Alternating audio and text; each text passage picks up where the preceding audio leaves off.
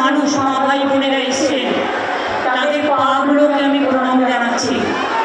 এই গরমের মধ্যেও আপনারা এসছেন আমাদের ডাকে, আপনাদের ছাড়া আমাদের চলে না। আমি আমডাঙ্গায় প্রতিবার আসি, এবারেও তাই এসছি। আমি আপনাদের সকলকে বলি, ভালো থাকুন, সুস্থ থাকুন, শান্তিতে থাকুন, ভয় পাবেন না। আমার এখানে পার্থভৌমিক সাংসদ ছিল পার্টির জন্য মিটিংয়ে। আমাদের প্রার্থী পীরজাদা কাশেম সিদ্দিকী এবং বিধায়ক আসতে অনুরোধ করব রাফাকারকে।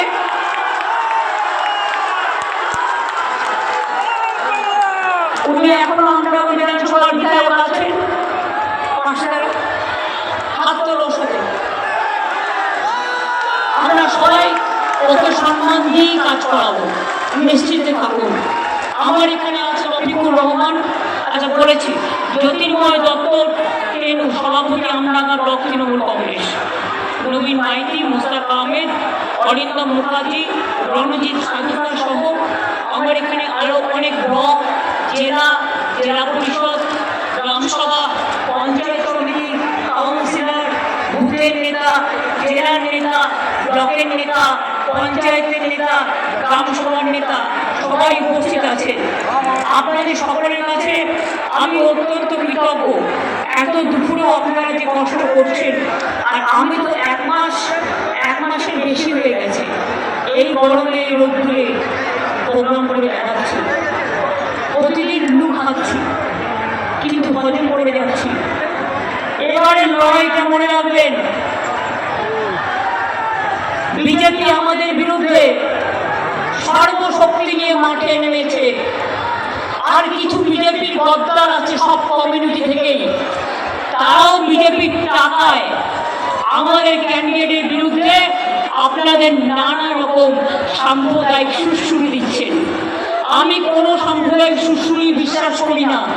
আমি বিশ্বাস করি কেউ হিন্দু হতে পারে, কেউ মুসলমান হতে পারে, কেউ শিখ হতে পারে, কেউ খ্রিস্টান হতে পারে, কেউ তপশিলি হতে পারে, কেউ আদিবাসী হতে পারে, কেউ পার্সি হতে পারে, কেউ সিন্ধি হতে পারে, কেউ জৈন হতে পারে, কেউ খ্রিস্টান হতে পারে। আমরা কিন্তু মানুষ, এটা আমাদের সবচেয়ে বড় পরিচয়। আপনাদের কাছে আমি বলবো, আমডাঙ্গা হাসপাতাল রাফাকার আমাকে দিয়ে করিয়েছিল 60 বেডের হসপিটাল, গ্রামীণ হসপিটাল, কিন্তু আমডাঙ্গা এবং দত্তপুকুর এই দুটো হসপিটাল আপনাদের আমি বলে যাচ্ছি, আগামী দিন আমাদের প্রসেস চলছে, 100 বেডের হসপিটাল করে দেবো, যাতে আপনাদের চিকিৎসার কোনো অসুবিধে না হয়। এখানে একটি করুণাময়ী মন্দির আছে, খুব জাগ্রত, খুব বিখ্যাত। আমি লোকনাথ ঠাকুরেও করে দিয়েছি, আমি অনুকূল ঠাকুরেরও করে দিয়েছি, আমি ভোলে বাবাও করে দিয়েছি, আমি দক্ষিণেশ্বরও করে দিয়েছি, আমি কালীঘাটও করে দিয়েছি, আমি পাথর চাপড়িও করে দিয়েছি, আমি ফুলখোলা শরীফও করেছি, আমি বক্রেশ্বরও করেছি, জগন্নাথ ধামও করেছি, দুর্গা অঙ্গনা হচ্ছে, মহাকালও হচ্ছে। সব ধর্মের সর্বধর্ম সমন্বয়ের যার যেখানে যা প্রয়োজন প্রত্যেকটাই করব, এটা মাথায় রাখবেন।